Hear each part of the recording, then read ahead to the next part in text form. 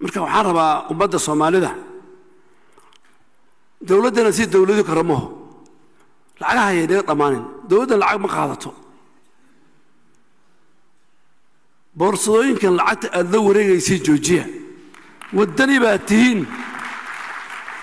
baa tihiin haq baad u leedihiin waxaan aad xafiiska aad tagtiin maanta wiilka u weyn qolooyinka CID ku diiwaan wiil Soomaali Soomo lacagaha aad la wareegaysiin joojiya wadankan waa degantihiin diinta islaamka wadankan waxaa dhisan Soomaalida inta masjid inta madaaris lacagta ilaa xoolood habadiyo